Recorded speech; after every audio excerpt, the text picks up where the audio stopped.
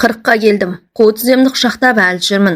Сырықтай болған бойыма, алға ұмсынған кеудеме, дөп-дөңгелек бөксеме, қысқасы өзіме өзім риза болып, өмір сүріп 4-ші ондықтың есігін қағып, өмірдің көбі кетіп аз қалғанын білмей де қалыппын ғой. Енді тағы 40 жасайды дейсің бе? Мен өзі қазір қызбын ба, әйелмін бе? Мен қызбын. Тәніме еркек қолы тимеген ұрғашымын. Әлсін еснеп қойып елегізіп жатқан ол 40-тағы 40 қыз Орынкүл оңашада өзіне өз есеп бере бастады.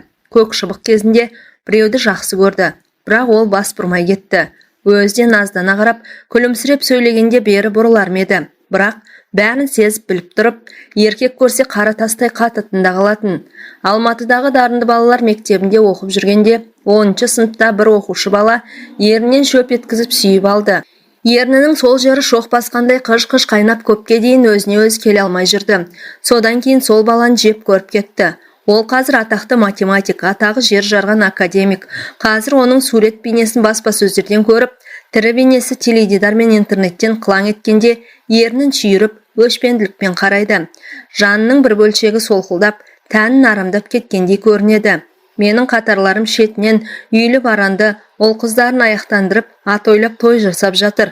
Аттестат ала салып атқа қонып үшке бітіре сап, үй болғандар немере сүйіп отыр. Мен сол алгебраның соңына түсіп, жай бөлшекпен AX-та айналсоқтап жүріп, не есептің түбіне жете алмадым, не өмірден теңімді таба алмадым. Аурухананың жеке бөлмесінде жатқан Орынкүл күйініп кетті.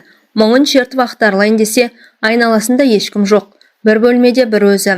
Жалғыз адамдық бөлмеге жат жұртта қалғандай жатқызып қойғанын қарашы. Бас жағында томпиған 4 бұрыш тумбочка, үстінде сорайған сарағаш бөтелкесі, қасында бөтелкені күзеткен жалғыз жылтыр стакан.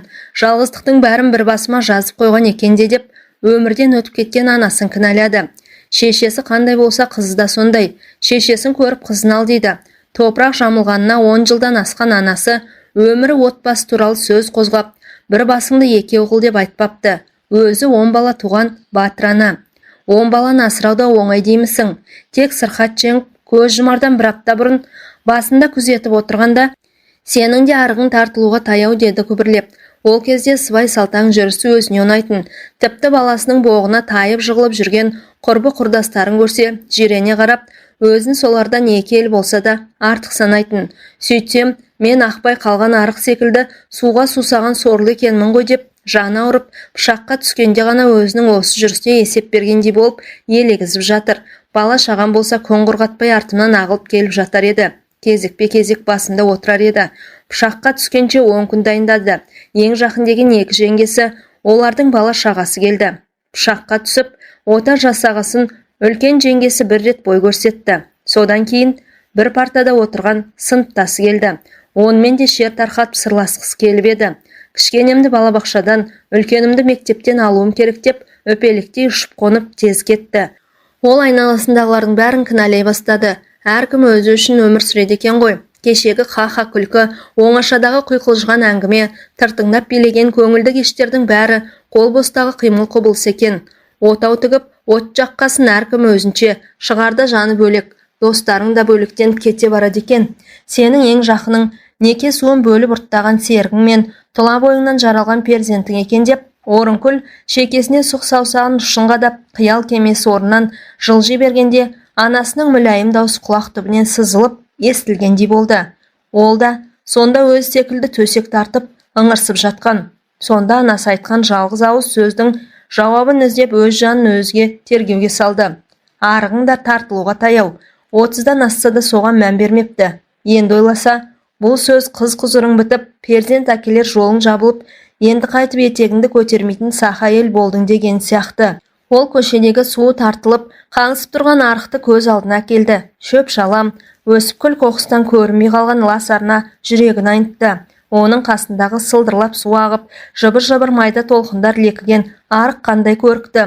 Одан аққан су қауындықтағы көк пәлекті көмкеріп, жеміс жидекті құлпыртып, әсіресе есік алдындағы қостып, өрік гүл ашып, жұпар шашқанда дүние өзгеше түрге еніп келетін. Осы көріністің бәрін көз алдынан таса қылып Алматыға кетіп, дарынды балалар мектебінде оқып оны тауысқанда неге жеттім?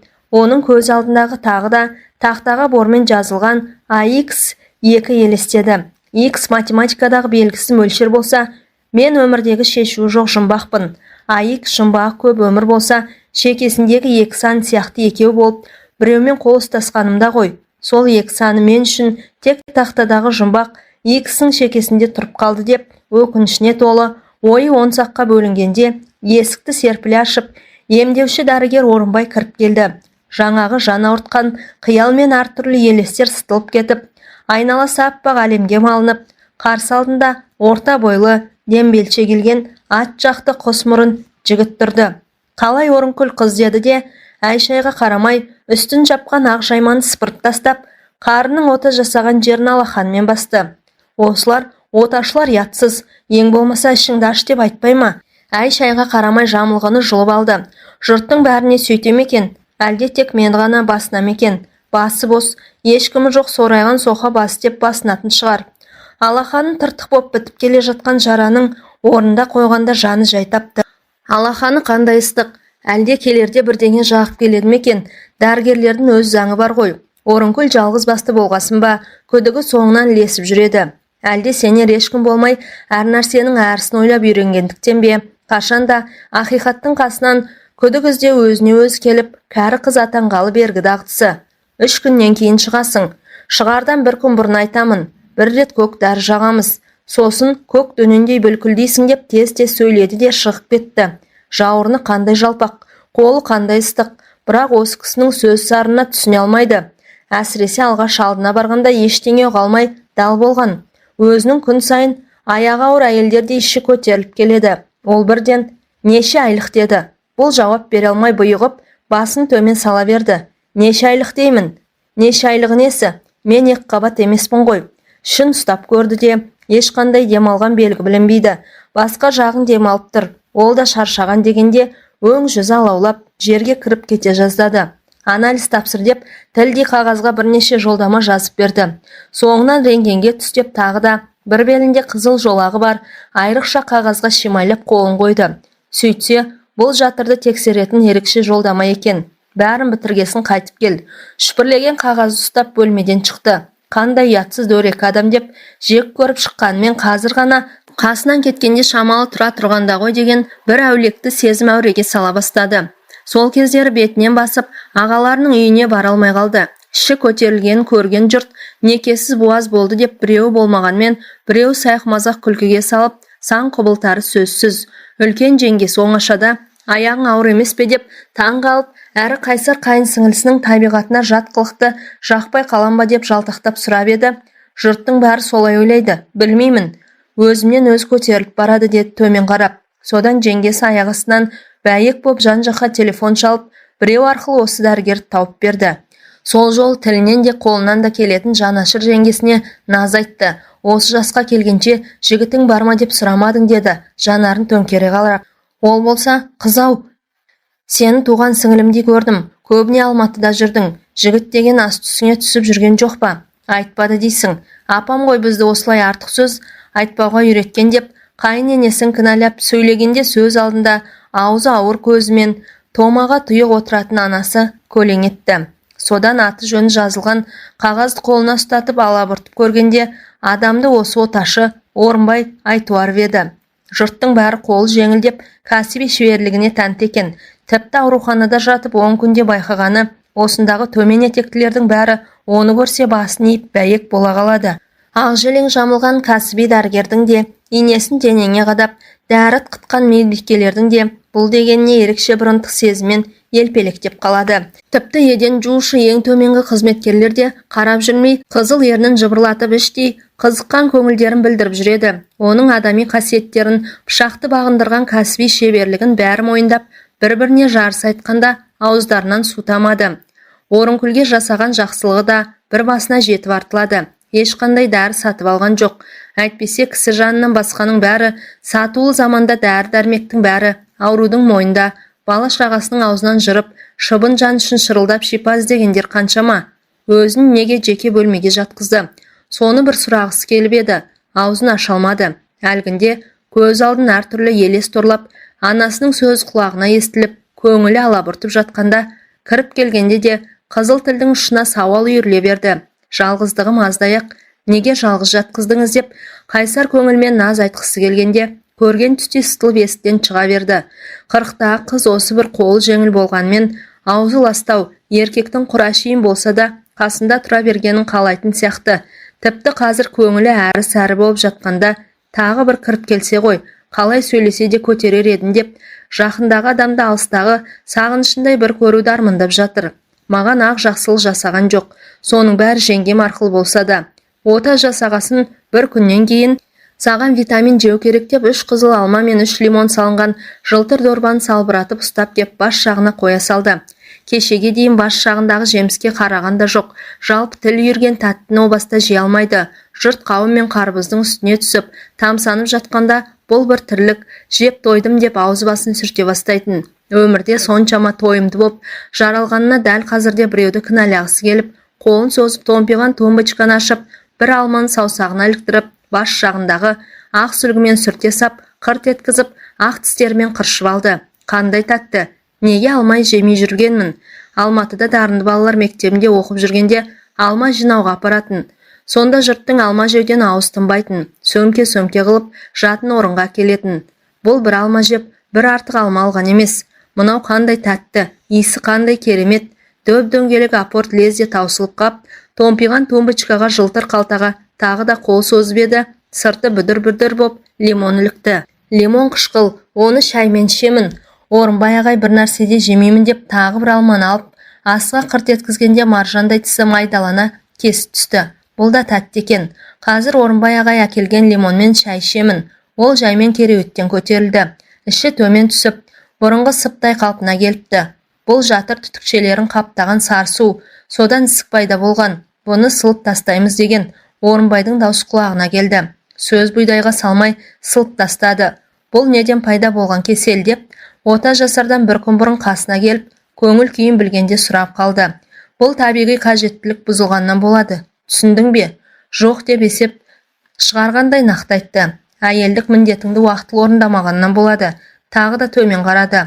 Бұл кісі менің қыз екенімді білмей ме? Әрине білмейді. Мен де бір деп өзін-өзі кінәлады да, не де болса, ағам мен жеңгемнің алдына ішім көтерілмей тезірек жетсем екен деп асықты. Тай-тай басып қызыл еденге табанын тигізді. Қазір әжетханаға барып келгесін лимон сап шай ішем. Лимонның дәмі қышқыл, сонда да ішем. Ішіп отырғанымды көрсе ғой, тіпті бірге ішсе ғой деген масаң сезімде мазалап, маңында шыр айналып жүріп алды.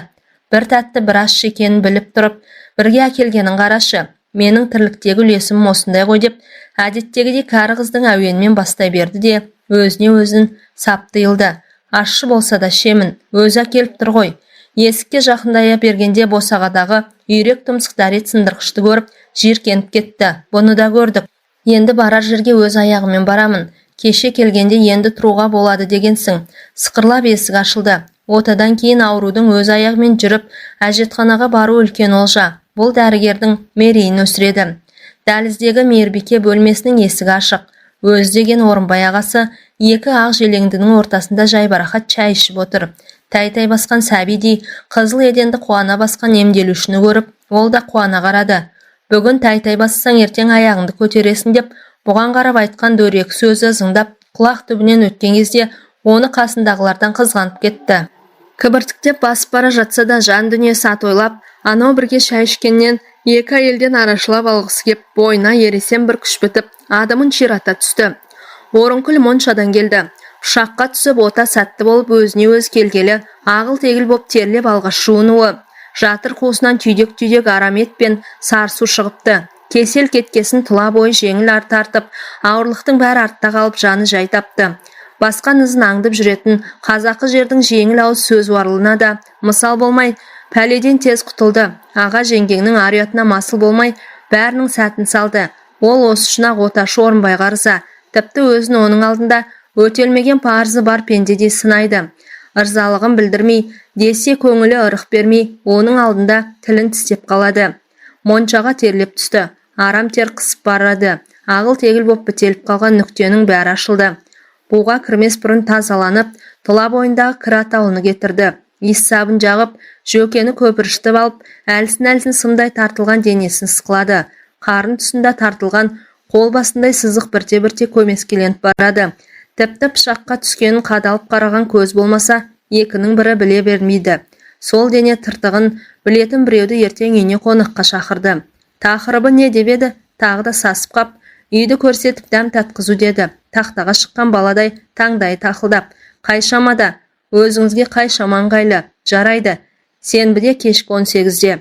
Содан бері алабұртып мазасы кетті. Дастархан мәзірін дайындап, шөп шаламнан иілтіп, үйшік тұрғызы. Жалғыз болса да ас әзірлеуіне қол жеңіл, бармағы бал деді. Жеңгесі қадірлі қонаға келгенде өзін шақырып алып қазан ошақтың басына қояды. Орынкүл басқан палау өзбектікінен бірде кем емес, деп жегендер бас бармағын шошайтады. Шынында да өзі басқан палаудың дәмі таңдайдан кетпейді. Сыр күріші ел ырысы деп, осы жолда палау басуға әзірленді. Ет берсем, алдына бас тартуым керек. Маған ол кісінің үйме бас сұққаны керек. Әуелі моншаға баруға бекінді. Денеге кірден арылса, өмірді жаңаша бастайтын секілді. Әр барған сайын тұла бойы жеңілдеп шығып, көшені сергек адыммен аттайды. Бұл жолы жеке бөлмеге алды. Дене тыршығын ешкімге көрсеткісі келмеді. Буда отырып, бусанып, өзімен өз боп сырласқысы келді. Ыстық су бойын босатып әртүрлі маужырап барады.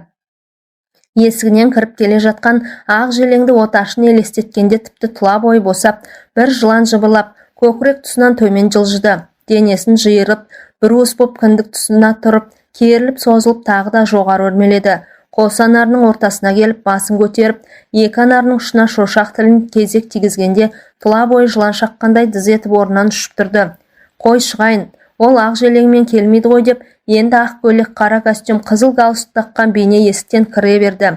Оның ақ желеңіз жүрген кезін көрмепті. Шығайын, бір түрлі бойын босап бара жатыр. Қонағымды күтейін. Ағыл тегіл боп аққан терін сүртті де, денесін, жан дүниесін жеңілдеп моншадан шыққанда, енді туп-тура бір тәуліктен кейін онымен кездесемін деп көңілін демдеді. Үйге келгесінде төсекке жайбарақат жата алмады. Буда отырғаннан бетер бусанып, көкірек тұсында желп-желп еткен жылы леп, есіп бүдір жоқ бір дөңгелек тұла бойында зыр қағып жүріп алды. Сол қос анардың арасынан төмен түсіп, кіндік тұсқа жеткенде шымбұлақтан шымшымдап шыққан мұздай судай бір нәрсе шымыр ете қалды да, өз-өзінен бұрқ-сарқ қайнап тұрып алды. Сосын әлі дөңгелек қайта шырайын алып бәрін басып жанчып, ақ тамаққа қарай өрлейді. Көз шырымын алсам да, кірпік айқастырып еді, ұйқының ауыл тіпті алыс көрінді. Көзін ашып қалғанда, керуетімен қатар жер бауырлап жатқан қарала мысықты көрді. Жер бауырлап алып, тырмысып жаймен жылжиды. Ұрғашы мысық, маужырап жүр, обалақ. Бір апта ұстай тұршы деп көршісіз тастап кетіп еді. Осы көршімде қызық деп, әдеттегідей жалғызлікті кәрі қыздың мақымына сап біреуді кінәлай бастады. Өзі үбірлі-шүбірлі, өзінің бір аяғы ақсақ, комбайн айдап жүргенде байқаусызда мертіктіріп, кесіп тастап темір аяқ салған. Өзінің 8 баласы бар, қыдырудан қолы тимейді. Ақсақ болса да менен бақытты. Бір қойды да жер бауырлап тырмысқан мысықты аяп кетті. Жанын қоярға жер таппай жүр ғой сорлы. Бір аптадан кейін келем деп еді, бір басында бірнеше үйі бар. Осы үйді де ардагер ретінде атын атап тұрып әкімшілік берген. Қыздары кезек тұрады, көбіне бос. Мына мысыққа обал, бұны неге ауылға апарып тастамайды екен? Келгесін айтамын деді де, бір ой төбе қойқасын тағы да шым еткізді. Тышқан ауласын деп тастап кеткем деген ашық көңіл әйелдің нақты жауабы құлақ түбінен саңқ етіп, ойының быт-шытын шығарды. Ақсақ болса да сол менен бақытты. Лездемде келген тағы бір тосын ой көңіл қаяумен 62 тамырды тырналаған тікенді суырып алып кетті. Ертең оташы Орынбай Айтуаровпен кездесем, ол менің үйіме келеді деп, өзін-өз төмен етектілердің ішіндегі ең ілкімдісі санады. Бойында бір шалттықпен ұшып тұрды да, ас үйге кіріп сәбіз аршуға кірісті. Үп-шүкір қоңырқай сәбізді пышақпен қырып, жұмырлап жалаңаштап отырып, бұл дүниеде дегені болған біреу болса, мен шығармын деп, өзін-өзі көкке алып ұшты. Оның келуіне бір тәуліктен де аз уақыт қалды. Есіктен кіріп келе жатқанда қалай қарсалар екенмін деп, бір ой санасына тақ еткенде, сабы жуан шүкір пышақ қолынан түсіп, резеңке еденге гірш ете қалды. Қызыл сәбізді алақанына қысып ұстап қалған Орынкүл мен осы қайда тұрмын деп қобалжыған көңілін басу үшін бір жұтым суды сіміріп сап, теңселіп тұрған пышақты жұлып алып, жалт етіп сыртқы есік жаққа қарады. Қона жатуға бола ма дегенде Орынкүл сасып қалды. Қонақпен қосылып ішкен 100 грамм коньяк тұла бойында арлы-берлі жүгіріп, жүрегі қатты дүрсілдей бастады. Алмас қылыштың үстінде отырғанда ойымды қалай дөң бастыңыз деп, көзін төңкеріп бір қарағанда, енді бір 100 граммнан алып қояйық, сосын төсек сал деді қонағы. Орынкүл қонағы құйған коньякты жартылай ішті де, асып-сасып рюмкені қойғанда оны су толы маңғаз фужермен соғыстырып алды. Бұл кісі мені қыз емес деп отыр ғой. Мен қызбын, 40-қа келсем де қызбын деп, қызу көңілмен іштей қайталап, ыдыс-аяқты жинауға кірісті. Қонағы балконда тұрып түнгі қаланың ызғарлы желін жұтты. Төстекті салып болып диванда отырған қонағының қасына кеп, дайын деді. Берілген тапсырманы тап-тұйнақтай ғып орындап, жақсы сөз күткен оқушыдай емексіп. Бұл оның балала күннен бергі дағдысы. Сен өте ұқыпты әйелсің, ұқыпты есепшісің деді, қолын созып өзіне қарай тартып. Иықтасып отырғаннан кейін, неге осы кезге дейін бас есепші болмай жүрсің? Әйелсің деген сөз тағы да шаншудай қадалды. Мен қызбын, 40-қа келсем де қызбын деп ішінен әлденеше қайталады да, сауалына қызу көңілмен жұлқына жауап берді. Бас есепшілікті қайтем, ол қай басыма керек? Физмат мектебін 5-ке, институтты Қызылға бітіргенде жетпегенім бас есепшілік пе? Кімді асырай алмай жүрмін? Таусылма, пессимист болма деп, ол қараңғы бөлмеге қарай жеңінен тартты. Қыз ілесе берді. Қорқып тұрсың ба? Не болды сонша еркек көрмегендей? Ол дір-дір еткен бәденді қыздың шашынан сипады. Орынбай аға, мен 40-қа келсем де қызбын. Ертек айтпаңдар шосы. Біздегілер де шетінен ертекші дегенде, көз алдын ауруханадағы ақ желеңді үлкен кіші әйелдер кес-кестей бергенде, жан дүниесі біз сұғып алғандай шым ете қалды. Іле-шала қыздың жан даусы шықты. Тәні ауырғанмен жаны рахат тілеп жатыр. Пышаққа да түсті, ақыры сәтті болды. Енді соның бәрін артқа қалдырып жаны жай тауып, дүниеге тоят сезіммен қарасам дегендей іңкәрлік бар. Арығың әлі тарылмаған екен ғой, 40-қа келсең де. Осы сөзді екінші рет естіп отыр. Алғаш анасының аузынан шыққанда таң қалып еді. Енді қайдағы бір еркек түн жамылып тұрып тағы да айтты. Ол жуынуға кеткенде Орынкүл әлі толық жиналмаған дастарханнан 100 грамм коньякты сіміре салып, жылдан басып келіп, менің жаным сізбен болғанды қалайды, деп ебелек қағып қараңғы бөлмеде ербең етті. Етегі лас кездегі әйел еркекке өтініш айтпайды, кел сонда да деп жеркене сөйлегендей болды. Қыз Дәуренмен қош айтысқандай қолындағы даусы құраққа шықты. 40-қа келгенде естілген жан даусына біреудің пердесін өз қолымен ашқан пенде де сене алмай тұр. Жан дауыс шығып, ыңырсып ыңыранып жатқан әйел түсініксіз бір сөз естіді. Менің моншағым қалай екен? Ол бұл сөзді ана тілінде айтпады. Ұлтаралық тілде кәсіби сөзді қолданды. Әйел түкке түсінбеді. Еркек шырте жеткізіп шамды жаққанда, дене мүшесінде дөңгелектене жабысып тұрған жып-жылтыр темір моншақтарды көрді. Осы шынақ, бәрін соңымнан қалмайсыңдар. Сен де кірің жоқ кезде шақыруың керек еді. Асығыстық істедің. Кеше ғана моншаға түскем, сіз маған сенбейсіз бе деді, күбірледі. Денесін қозғалта алмай. Ертек айтатын жас емессің. Менің моншағым жас, кәрі деп таңдамайды дегенде денесіндегі дөңгеленіп тұрған темір моншақтар өзінің мөлтілдеген көз жасындай көрініп кетті. Ол су сарылдатып жуынды да, қоштаспастан сыртқы есікті ашты. Үй жайы бар ғой, тезірек жетсін деді де төсектен тұра алмай жатып, оташыны содан кейін көрген жоқ. 2 рет тәнін жараласа да, дәл осы адамдай жанын жәннатқа бөлеген тірі жанды таба алмады. Тек 40-та куә болған құбылысына сенбей кеткеніне шашиды. Сары майдай сақтаған қазынам шынымен көз алдау болғаныма деп өкінеді де, ененің орны жазылғасын тағы бір иіліп болған істің бәрін аңыздай ғып айтып берсем деп, үй іргесіндегі адамды алыста жүрген жолаушыдай аңсай ақырады. Кабельді теледидардан Ресей жақта тәніне моншақ таққан біреудің қыз зорлап ұсталғанын көріп қалды. Оны ешқандай ұрғашыға да, қиянатқа да қия алмайды. Сыртта емденіп жүрген көрінгеннен қызғанатынын қайтерсің. Әңгіменің соңы.